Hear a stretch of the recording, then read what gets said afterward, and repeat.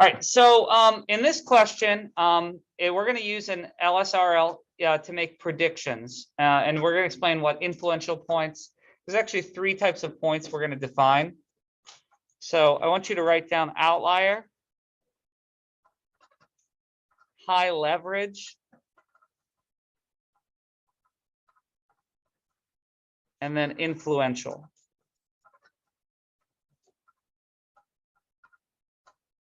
So these are 3 words that you're going to read, and I'm going to kind of briefly explain what they mean.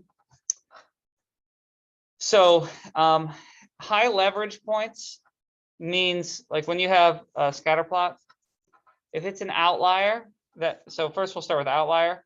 Outlier means it's really far away from the line. High leverage point means that it's really far to the right or to the left.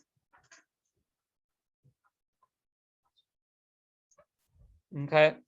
And then influential means that this is a point that affects your slope or R value.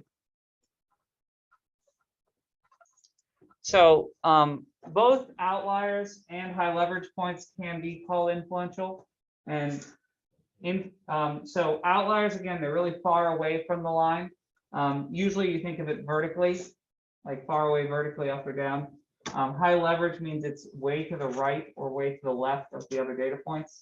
And again, influential means that it's going to affect your line slope heavily, or the R value, which is the strength of your model. Okay, and we'll talk about this in more detail later.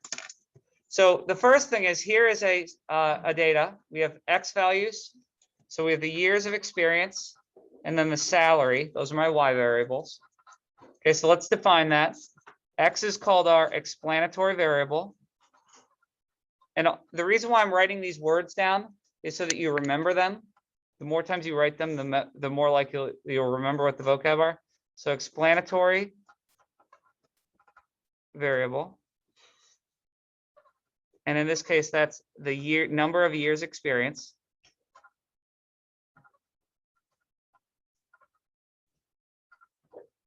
And then the Y value here is called our response variable. And on the AP exam, there will be questions that ask you just define the explanatory, define the response variable. In this case, what's responding is your salary in thousands of dollars. Okay. All right, so here's what we do. We take our data, we're going to type them in. So stat, edit your list. In list 1, you're going to put the years experience. 2, 3, 5, 13, 8, 16, 11, 1, and 9. Okay, in list 2, you need to type the corresponding salary. So this first one is 15. That's 3,28. Make sure you don't miss a number because they are lined up. Like this X value corresponds to this Y value.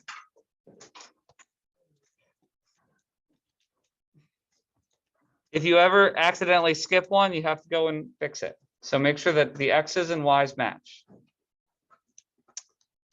All right, so once you've typed in your data, okay, so then you're going to go to stat, and you'll see under calc,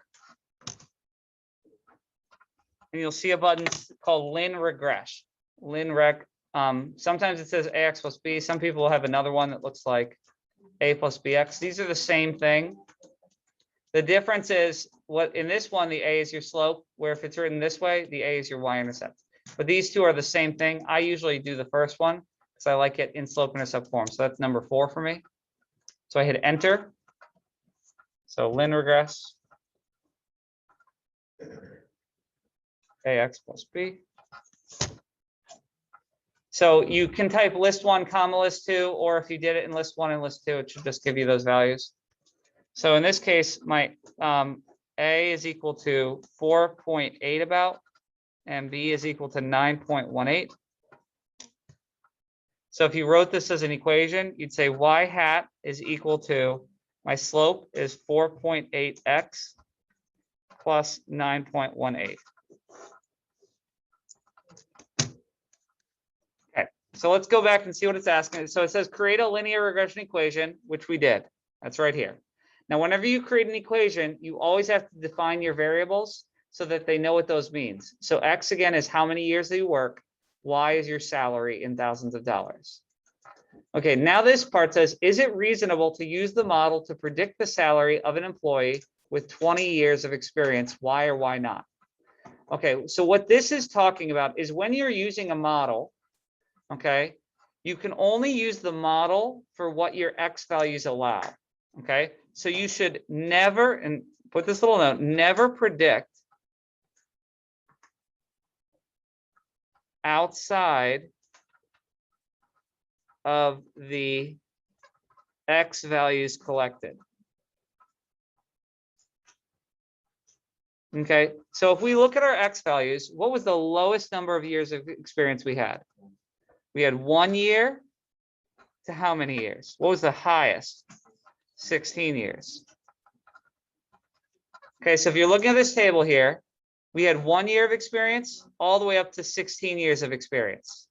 Now, if we have 20 years of experience, all right, is that within this range? No. So you do not use the model. So don't use the model for 20 years because it's outside of the X values collected.